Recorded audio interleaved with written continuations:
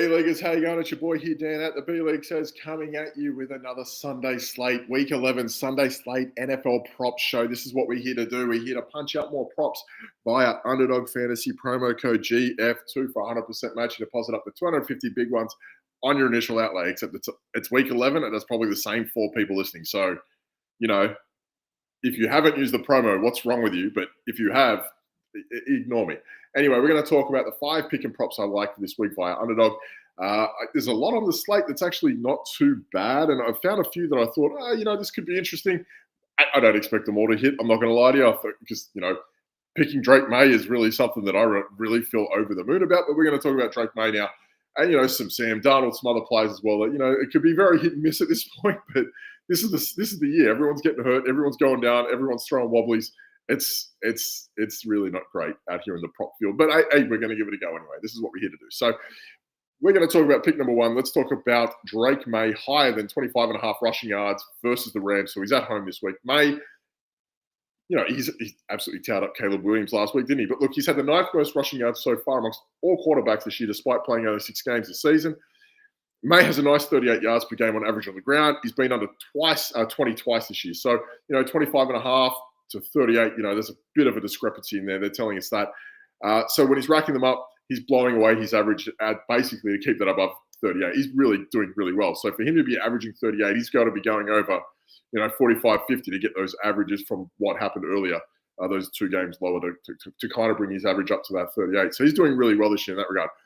The quota is lower this week, I feel, because of the Rams. And that's great. The Rams are fantastic at what they do. The Rams, they basically give up nothing on the ground to quarterbacks. They don't allow anything. So just to hear me out on this, they give up around 16 yards per game to quarterbacks on the ground.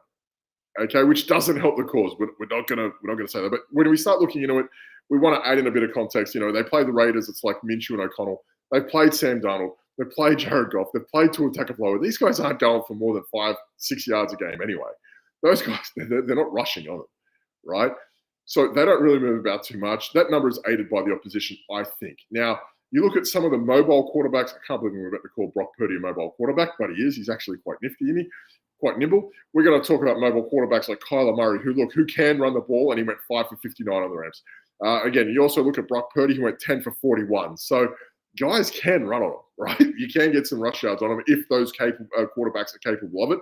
The only quarterback who can move, they can say they kept quiet, was Caleb Williams, and he just had an absolute shocker against them. So when you look at who they've played and who does and doesn't move well, the proof is in the pudding. Those guys are staying in the pocket. They're not getting outside. They're not taking off with 10-yard gains. The guys that can do, and they have. And I think a guy like Drake May is going to hit 25.5 pretty easy. Pick number 2, we talk about Sam Darnold. I just mentioned him before. We're going to go lower than 243.5 at Tennessee. Now, I'm all about the Titans secondary at this point. They've been outstanding this year, giving up the fewest passing yards this year, despite having the bye. They've still had the fewest yards per game amongst all teams at 171 per week. So 170 yards max per week, they're giving up passing yards. Look, Darnold he's been a bit up and down of late. He had a really hot start to the year. He's been a bit inconsistent since. He also gets TJ Hawkinson back now, so it's another weapon for him, which is huge. That should open up Jordan Addison a bit more. So really the passing game should get a little bit more fluid with like their best players available. He's gone under the implied total so far this year, 4 of his last 7, or what I like to call away games. So Sam Darnold in away games doesn't do as well as what he does at home. So if you're listening to this and not watching it, I'm doing the air quotation marks because Sam Darnold on the road doesn't do as well as he does at home. He only misses by a few yards here or there, but that's not the point. He's gone under in 3 of his 4 on the road this year and 5 of his 9 this year. So we have a massive buffer on what the Titans allow to what Darnold is going for. And that 80-yard discrepancy for me is a problem.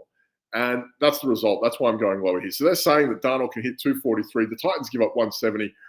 I feel like there's some middle ground there. Darnold might go for 220, 225, and that could be it. Pick number 3, we're going to go Travis Kelce.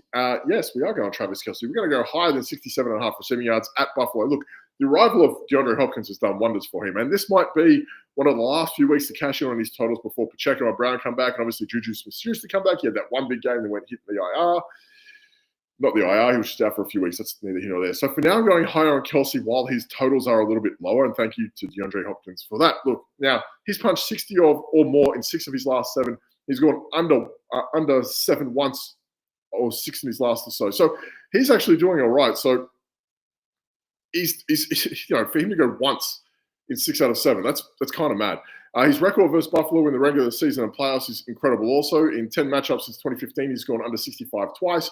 He's been over 75 yards in his last 5 outings. So he's really doing well against Buffalo. He plays well. Look, the Bills, we can talk about the Bills as well. Look, they play against tight ends really well. They're middle of the pack in yards to position around 45 yards per game.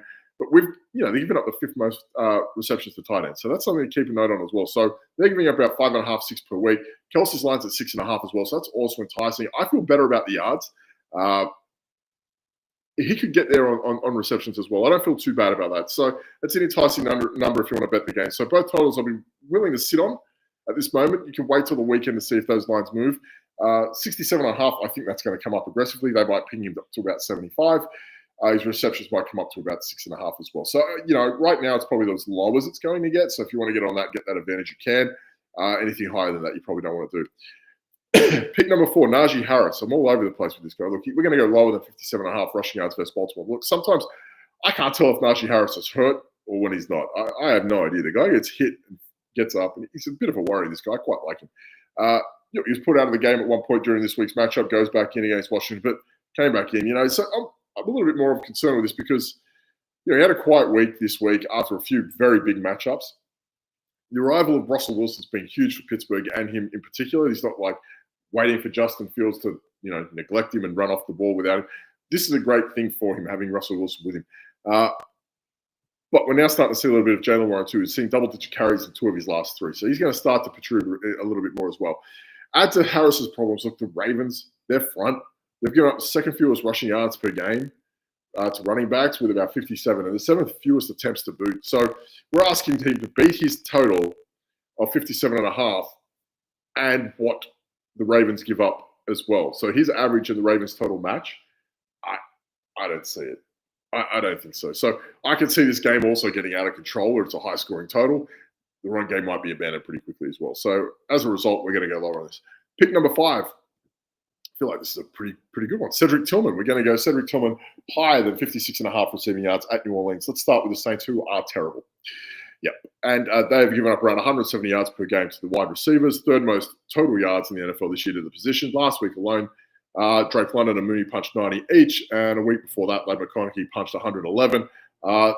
They can get had, and by a lot of average and elite receivers alike, they get beaten up by receivers pretty quickly. Look, Cedric Tillman, his last 3 games, averaging just shy of 11 targets a game, and about 85 yards per game since Amari Cooper's been traded to the Bills. So we've got a 30-yard discrepancy on what his average is and what they're giving him. So, and it's a positive matchup, and it's an easy matchup for him. So I'm not actually sure how he doesn't get there. Jameis revenge game versus the Saints in a dome. Let's go wheels up for Cedric Tillman this week in Week 11. So we're going to wrap this up.